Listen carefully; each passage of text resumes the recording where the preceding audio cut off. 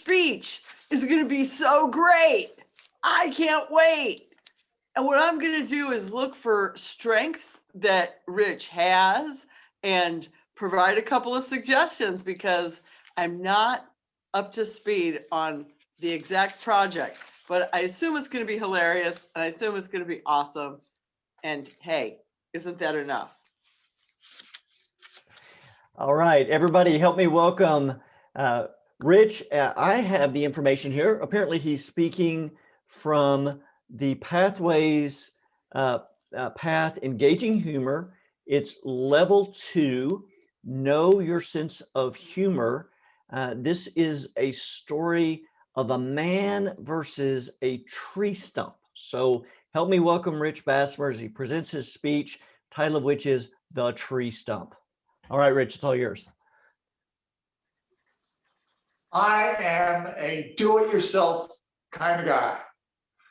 I like to work with my hands. And as I look around the house, there isn't a project I will not do by myself. Well, I can think of one exception, and that was having kids. I have laid hardwood floors. I've done tile work. I refinished the bathroom. I have shingled a roof. Now, some of you are saying, yeah, Rich, but you probably did that to save a buck. Well, it doesn't always work out that way. Like the time I put in some new molding and drove a nail through the cold water pipe. Oh. So it really shouldn't surprise you when I tell you, I decided to take a stump out of the backyard, a tree stump. Now, I could have hired somebody to come in with a grinder and grind it out, but this tree stump is only about 12 inches across. How hard can this be? Day one. So I get out there with a shovel and I'm digging around the tree stump. The plan is to dig down, chop the roots, put a winch on it and yank it out of the ground. So I'm digging and chopping, digging and chopping, digging. The more I dig, the more roots I expose. After a while, I think, all right, I'm going to get an electric saw out, my Sawzall, and I'm going to cut some of the roots. So now I'm saw, chop, dig, saw, chop, dig, saw, chop, dig. Day 3. I have learned that this tree stump is kind of like, imagine this, an upside down funnel. I like this at the ground and it just goes out like that. The more I dug, the more roots I exposed. I went through 6 saw blades. I cut through 2 sprinkler lines. Oh no. But the good news, I am ready for the winch. So I tie the cable around the tree stump, and the other end of the winch, I tie to a telephone pole. And I start to take up the slack. Now this winch is a 1,500-pound winch. And as I tighten it up, that cable starts to stretch, and it's stretched like a piano wire. I look at that telephone pole, and I can swear the telephone pole's starting to lean.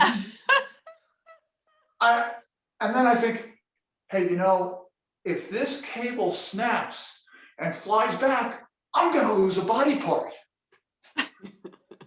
Day 4, I consulted with the guys, see what they would do, and I decided to take their advice. They told me, Rich, burn it out. I go down to H-E-B, and I got a 10-pound bag of charcoal and a quart of lighter fluid. I make this neat little pyramid on top of the stump.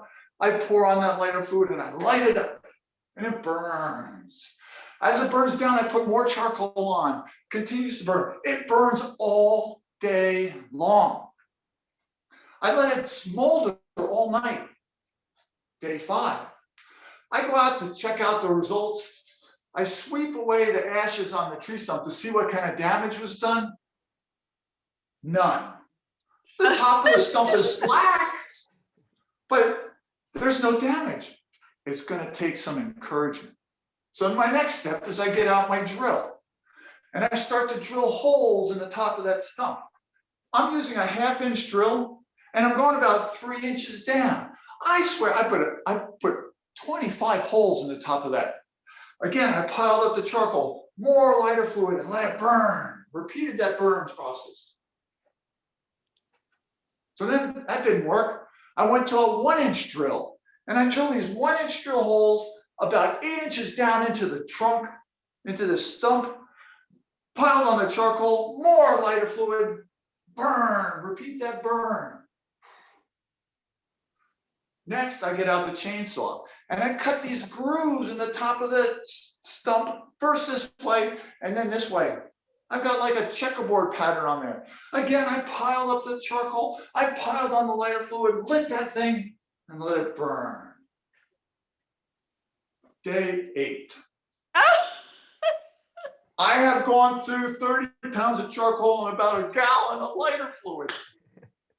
I'm looking at this stump and I looked up and I see my cedar fence in the backyard starting to fall down. So I start pulling the planks off the cedar fence, piling them on the stump and lighting it. This stump looks like a volcano now. I decided to call it Mount St. Stump. But would you believe it? It still would not budge. I'm getting so frustrated. I think I cursed the guy that planted this tree. Oh, wait a minute, that was me. So I think, okay, I'll try and split the trunk. Day 9, I get this iron wedge, 5-pound iron wedge. I put it into the trunk, pound it in there. Ding, ding. It reminds me of that song. I've been working on the railroad. The neighbors, they probably think I'm putting in railroad tracks. Ding, ding, ding. I get to the point where that wedge is now level with the top of the trunk, but the trunk won't split. Now that wedge is stuck in the stump. I thought, well, maybe I should get somebody to grind it out. But they can't grind it out now because I got a piece of iron stuck in it. I'm either going to have to get another wedge or a stick of dynamite.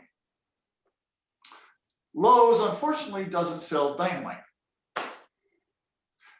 Day 10. I go to Harbor Freight, and I tell you, I find this 5-pound wedge that's scary looking. It looks like an ice cream cone. It comes to a point.